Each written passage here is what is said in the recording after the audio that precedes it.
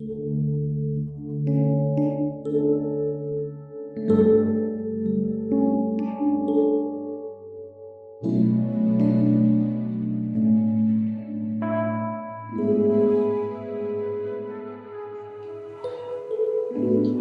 pagi saudara yang dikasihi Tuhan. Kita jumpa lagi dalam renungan pagi GPD Bethesda Makassar. Di pagi ini saya akan baca dari Amsal Sulaiman pasal 11 ayat 3 dan ayat 4. Firman Tuhan berkata sebagai berikut. Orang yang jujur dipimpin oleh ketulusannya, tetapi pengkhianat dirusak oleh kecurangannya. Pada hari kemurkaan harta tidak berguna, tetapi kebenaran melepaskan orang dari maut. Puji Tuhan, Salomo mengingatkan kepada saya dan saudara untuk hidup dalam kejujuran.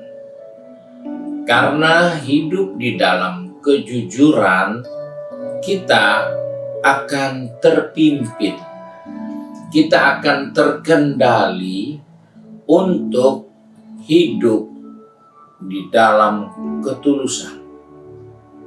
Hal ini penting sekali bagi kehidupan orang-orang percaya. Karena siapapun yang percaya Yesus, dia sesungguhnya ada di dalam Yesus. Nah, setiap yang ada di dalam Yesus, orang-orang itu tidak lagi memiliki atau punya keinginan atau punya sifat bawaan untuk hidup di dalam keadaan yang tidak jujur. Karena sejak kita di dalam Kristus, kita dilahirkan kembali. Maka sifat-sifat yang jujur itu akan muncul dalam diri kita. Itu akan menuntun kita di dalam kehidupan yang tulus. Karena kita tidak ada punya sifat untuk berkhianat. Hal-hal seperti inilah yang diingatkan Salomo. Karena saat-saat kita tidak hidup di dalam kejujuran, ketulusan, maka kita boleh berhasil dalam hal mengumpulkan harta mungkin.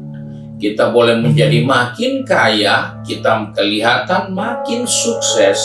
Tetapi hal itu tidak akan pernah bisa melepaskan kita dari kematian.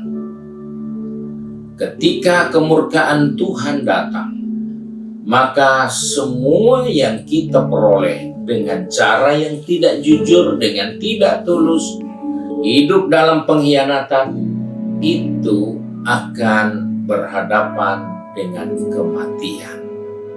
Oleh sebab itu, Allah memilih saya dan saudara bukan untuk binasa, tetapi untuk hidup di dalam kekekalan. Nah, untuk bertahan hidup di dalam kekekalan, maka tidak ada pilihan. Kita harus menjaga sifat-sifat jujur, tulus, dan tidak punya kecurangan. Karena hal-hal yang seperti itulah yang akan menyelamatkan kita di saat kematian ada di depan kita. Karena itu, Salomo harus ingatkan ini kepada orang-orang percaya.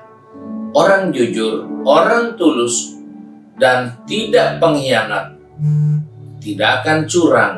Mereka itu akan selamat di saat harta, kekayaan tidak berguna dalam murka Tuhan.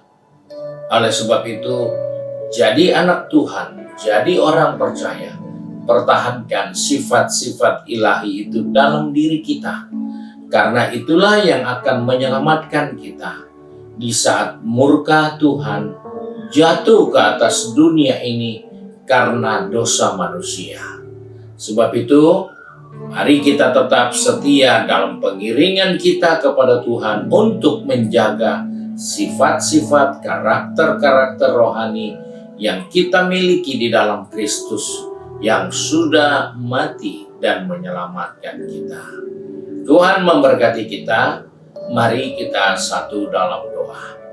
Kembali kami datang kepada Bapa di surga dengan mengucap syukur karena Engkau menaruh nilai-nilai rohani, nilai-nilai yang benar dalam kehidupan kami tatkala kami diselamatkan oleh kasih karunia Tuhan.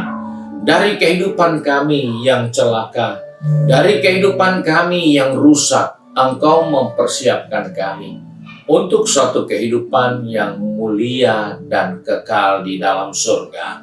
Tuhan, tolong kami, pegang tangan kami, pertetapkan langkah kaki kami, supaya kami tetap berada di dalam sikap hidup yang benar di dalam Kristus, mempertahankan kejujuran, hidup saleh, hidup taat, dan biarlah kami dapat memperoleh dan menggunakan waktu untuk terus mengembangkan karakter-karakter ilahi dalam kehidupan kami, karena kami percaya masa sukar, situasi yang tidak nyaman karena murka Allah akan ditimpakan ke atas bumi ini karena kejahatan manusia, dosa memuncak sampai ke langit. Tuhan, tolong anak-anak-Mu yang sudah pergi bekerja, berbisnis, studi, maupun sudah sibuk dengan kegiatan di rumah kami masing-masing. Ajar kami Tuhan untuk menjaga karakter rohani kami.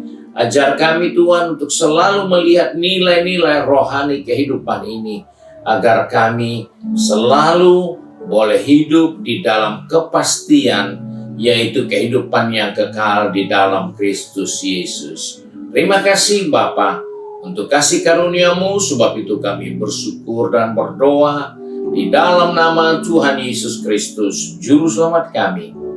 Haleluya. Amin. Puji Tuhan. Tuhan Yesus memberkati kita semua. Selamat pagi.